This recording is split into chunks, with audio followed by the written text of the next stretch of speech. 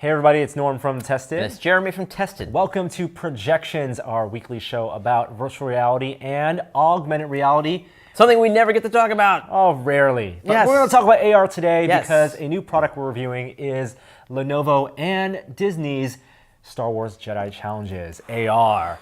We've had this for about a week. We've tested it here and also home with family members. But let's explain what this is. Sure, so this is a $200 box that you put your phone in. So that's an important detail.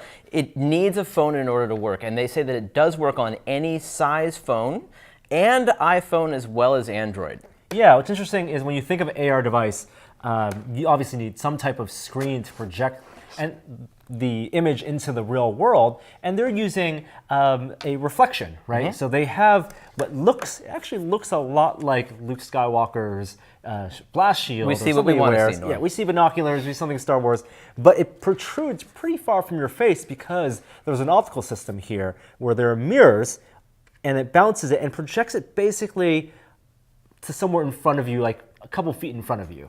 Well, it projects it pretty far in front of you. I mean, the illusion, Yes, the of the illusion. 3 dimensions, it extends past your walls typically in any standard size room. I mean, Right. Up to pretty close to you. So yes, the phone sits in here face down, it runs the app, and you're wondering, well, how could it work with any size phone screen? Yeah. They took the lowest common denominator here, and they took a small phone screen and so it uses that much of your screen no matter what screen you have. Right, So right. if you have a larger screen, it will only use a subset of the pixels. Yeah, so for example, they let us test this with one of the Motorola phones, Yeah. which is a pretty lightweight phone because weight is going to be a factor here. And as you can see, it actually only uses, I would say, it looks like at most 70% of the screen. There's definitely a huge slice of it that's cut out. Yeah. And then also different phones have different connectors, right? Because you do need to connect your phone to this headset. This headset has some cameras in it that allow it to keep its orientation relative to this puck which you put on the floor. It tells it where the ground is. Right, and Lenovo, which has a lot of experience with Google Tango devices, was in charge of this alignment system, this tracking system, and so there is an adapter, right? So for example, this phone is USB-C, and then adapter plugs into micro USB, but they also include in the box adapters for micro USB phones, or on the Apple iOS side, lightning cable Cool. to micro USB. So this plugs in, and it's a little bit of a learning curve. You have to, there's little sliders here to tighten the phone and get it aligned so the window fits. And even on the phone they provided, the camera bulge in the back, for example, was pretty big. It keeps it from getting perfectly aligned. It's not perfect. It takes, may have to make your own little spacers Yeah. to put in here yourself. And when it's not aligned, that affects the alignment of the world because of your stereoscopic imagery. Sometimes you see a little element of your left eye from your right eye, like a slice, and so that can break the illusion a little bit. Yeah. Also, just the process of having to launch an app, put it in the shell, put it into the headset, get the wires connected. It's a process. Right, so if you're getting this for a kid, for example, even a kid with their own phone, it's a lot. It's not just a pick up and play. Right. It's a turn your phone on, launch the app, slide the phone in, and then make sure everything's charged, because you're talking about charging your phone, you're talking about charging the beacon here, and also the lightsaber accessory. I don't think this charges. I think this Oh, is it's batteries. battery powered. It's batteries. Yep. Having everything charged up. Yeah. And then running, and then you get into the experience. Okay, is that enough disclaimers? Yes. So Okay. the experience. All right. Lightsaber is your method of interaction. 2 buttons. You have the button on top, which is your standard lightsaber button, and then you have this one up here, which acts as a secondary button, and in game, it acts as a recentering button. Recalibration. Yeah, which you point it forward, and then you hit this, and your saber will realign. Yeah. Personally, I never got perfect alignment playing this game. It was very difficult. My saber was always maybe an inch to the right. Also, interestingly, when I had the puck at home, everything was oriented about 6 inches below my floor. Oh. So as I played, it was as if my floor was a hologram and everything was a little bit beneath it. I think that might be because I had a reflective floor. Because when I played here, it seemed like everything was at the proper height. Got I it. wish that there was an adjustment for that. It doesn't Yeah. seem like it would be too hard to make a settings menu with an offset for your floor and your saber. I mean, they could have designed this, they could have designed the games, because once you get things actually floating in your real world, Yeah. they could have designed something that you play with a Bluetooth controller, like a gamepad, but instead they wanted full-on immersion, right? The appeal of this is that you're holding a replica lightsaber prop that lights up, that has a glowing light projected blade, and also then enemies coming at you. Right. And I mean, okay, so even with the offset lightsaber and the things floating in the wrong spot, I think the experiences are more compelling than I expected. So there's really 3 experiences, and they break it down into like combat and leadership and intelligence. Right. So you've got your combat, which is your saber fighting, and you play different bad guys throughout the series. There's Kylo Ren, there's Darth Vader, there's some battle droids, the guys with the horns. Yep. And then, you progress through those guys. You can only fight one, and then you fight the next, and the next, and the next. And then there's also a RTS game, which is completely different, where you're standing way above the field, and there's all these units around you, and it's actually a much wider field of view. Not in terms of what you can see, but in terms of what you can turn to see, right, than the combat game. And then you're actually using your gaze and this to choose units in a holographic display. You click on them, and then you place them where you want them, and then they kind of have a mind of their own. And then finally, there's also the Jarek Holo Chess. So they don't call it the Jarek. No, they don't, because the rule set isn't exactly the Jarek rule set, right, but it is the Holo Chess that you see on the Millennium Falcon. It is on a pedestal, floats up, you see the holographic characters, and this is an experience where you're really encouraged to get up close, look at the miniatures, look at the characters, and then you can direct them strategy-wise, turn-based strategy-wise, one at a time, to attack the other characters. Yeah, and that's a good point about getting up close. You can do that in the RTS game too. You can walk around the battlefield. As long as this remains visible to the headset, you can walk 360 around things. Yeah. If this loses the puck, then it doesn't know where it is. It kind of still uses the gyro to keep a general orientation, but it doesn't know where center is anymore. With the combat, you're pretty much standing in one spot. Yeah, and in terms of like the type of interactions with the real world, those 3 are pretty like well balanced, right? You have one which is a character, which is human size, in your physical space. Alignment, again, isn't perfect. They don't know where your walls are. It's best played in a large room, a large living room, for example. Right. You're not really encouraged to jump around, dance around the enemy. You can duck and you can dodge. In fact, you have to. Later in the game, as you progress, one of the skills you have to develop is dodging left, right, and down, which actually it makes it a lot more fun. But it's like fighting a ghost, right? Totally. Fighting a ghost that's kind of, yes, floating around, walking around, Yeah. and then maybe coming towards you at times. And then there's the Jarek, or the Holo Chess, which is, I think, more near-field oriented, and that's getting up close and inspecting details, and there, the slight movements around the characters are important, and I think that tracked pretty well. And then the real-time strategy game, the strategy game is like God view landscape, which is like shows like then you're really encouraging your head to move around. Yeah. So 3 really different types of AR, the best they could do. The problem, I think, is twofold, at least for me. Yeah. One is controller, right? Right. Lightsaber makes a lot of sense. You're holding controller. The alignment, there's a little latency, a little offset. I think you can deal with that once you're in the game. Right. But there's only one button. It really limits your ability to interact more comprehensively with the other games. In the combat, there's really little button pressing at all. It's all about there's sort of quick time events where they put I guess it's supposed to be your intuition. They put these ghosts of a lightsaber in 3D space, and you have to align the saber with it to defend the oncoming attack.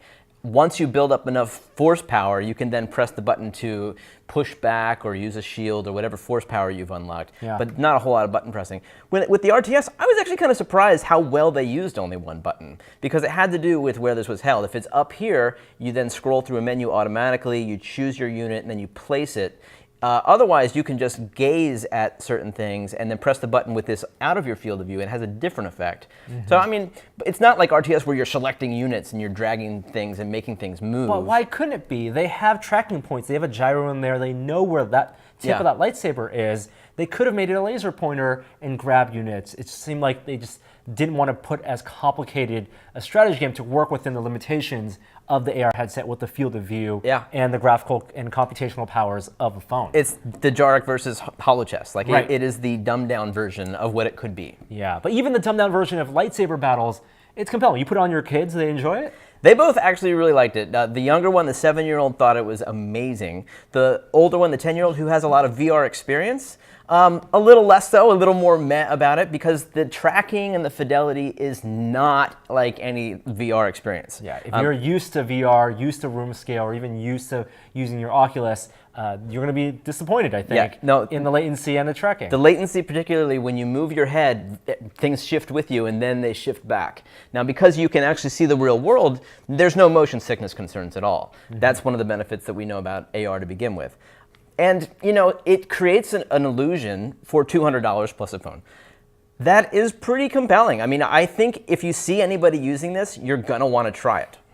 But whether you want to actually spend the money to own one and whether you're going to get $200 worth of entertainment from it, if you have a family, I think that's going to be, you're going to get more value out of it, but just for yourself, they're saying that they're going to work on more experiences, it could be DLC in the future, but I would really like to see if you're going to have this and you have a beacon, you have the headset, you have one type of controller, more interactive games with different types of controllers and taking advantage of that. I think it proves that home AR on a wide commercial standpoint can work, but set the expectations, and I think it's early years. I think it's a really interesting product because it is both an expensive toy and a cheap AR product. Yeah. So where do those two meet? Right. It ends up being this, and we haven't seen anything like this on the market before. So I'll be curious to see what kind of success it does have, because I think for the right audience, it's actually kind of cool. I do think that there's a lot of what's the difference between depth and breadth with games? But there's certainly you experience all there is to do in about a half an hour. Right. But then there's a lot of unlocks and progression throughout the world. You go to these different planets. Eventually, you unlock this center realm. So there's a lot of gameplay there. It's just kind of recycling what you've already done. Not to say it's easy though, because it does get pretty hard. Yeah, absolutely. Lightsaber fights. Yeah, Yeah, and then if you're looking for something for Thanksgiving or Christmas, this can probably keep your family and extended family occupied all Thanksgiving. Yeah. So there's something to say about that. The other experience we wanted to talk about this week, it's not a review, but we have spent a couple hours with the official release of From Other Suns. Right, yeah. Yes. Now, we've talked about this game before. It is a sort of a roguelike FTL style, first-person perspective VR game where you and up to 2 other friends get together and you have a ship. And then there is a mission where you have to return back to Earth. And it seems it's like every game is that same mission, but the branch that you take and the bad guys that you meet along the way are different every time. Procedurally generated. And I would best describe this maybe a Firefly simulator. Oh, don't oversell it. Well, you're in command of a ship, and when we jumped in, we were the captains of the shared ship, and we had an engine room. We can send our third AI character to go repair the med bay, repair our shields. It felt like Bridge Commander, except expanded to the full ship. You mean Bridge Crew? Bridge Crew, yes. Yeah. No, I was getting that too. And when you first get in here with a buddy, it's a good feeling. Yeah. The graphics are good, you're exploring, you don't know what's going to happen next, especially then when things happen and you have to teleport over to an enemy ship and maybe have some confrontations. It's exciting. Once you start to recognize some of the modules from ship to ship, what they're using to make these levels, then it's like, okay, I recognize that. Still, you don't always know narratively what's going to happen next, and you don't know how difficult the bad guys are going to be. Right, and which wide-rangely from jumping into a huge boss fight with dozens of enemies swarming us, where it was heated. We were looking for weapons, recharging weapons, needed cooperation, we're struggling holding up our shields. That was thrilling, to buggy experiences where we teleport onto a pirate ship, another vessel, and all the AI crew members are just standing still. It wasn't like field of view either. You get right up in their faces and they just wouldn't do anything until you nudged them or shot them, and then they get very upset. I was hoping that was part of the story where we teleport back to the ship and whoever sent that distress signal was like, I'd actually frozen the crew and suckered you off their ship. And it just, we encountered multiple instances where the AI just was buggy or wasn't responsive, which I assume they can fix this, but at launch, that's not so great. We are playing what they are calling the release build before release, so this is potentially something they could even fix before release day. But even assuming all that stuff, there's combat, but then there's also this role-playing aspect, right? You are building up your crew, you're building up your ship, you are accumulating weapons, there's a Borderlands feel to looking at the specs between the weapons. Oh, I found someone with a great machine gun, a great disc thrower. These are what I want to keep in my inventory. There's a great feeling of I'm hacking the ship, where I'm resuscitating you by stabbing a that stim pack on you. Like all of this stuff felt mechanically great. I just don't know how deep it goes. Right. Well, yeah. Like you said, we've only made it sort of halfway back to Earth, and that particularly that last mission that we were on that was really difficult, where you died and I guess we both died, and I took over the last remaining human character. You became a robot. That was actually the most compelling part for me when it really got difficult. Yeah. And if we're only halfway home, I could see more things like that happening. And what I really wanted, though, after that difficult mission, was to reap rewards. Unfortunately, I didn't feel like that was there so much. Like we got a little bit more currency, and we Fuel. found we didn't find enough fuel. Like That's that's the what we scarce wanted. resource, right? You Yeah. got to get the goal is to get back to Earth. Yeah. We made it over 50%, but once you run out of fuel, that's it, or have to call in distress signal. So it's about like I guess exploring the different systems, not taking a straight path to Earth, but finding the different mission types. And buy that fuel when it's offered to you, man. I'll totally buy that fuel. But we felt like I'm afraid there's not enough depth there. Like there's going on to other ships, there's going to other space stations. The enemies will board you, but we didn't get a lot of twists and turns in the narrative. I Like, it really didn't feel like enjoyed Mass Effect. I liked when the enemies boarded us. That was really like an invasion. Yeah. Whereas we had been boarding other people the whole time. We found some pirates that just came aboard our ship, and they started destroying our resources. And you have to walk around your ship with a repair gun while taking the enemies out. And there's definitely a sense of risk going on. I also like that this lets you jump in and out as need be. Like if I want to continue playing, I could start my save game, and you can jump in whenever you want and take over one of the AI characters on the ship, up to 3 people. I feel like I'm gonna want more than 3. Like I don't know what the perfect number is. We have a lot of fun 4 players in a game like Rec Room, but 3 definitely I feel like it's gonna be more fun than 2. But in my mind, I kind of want like 6 people. I hear you. I don't know. I think 3 is good.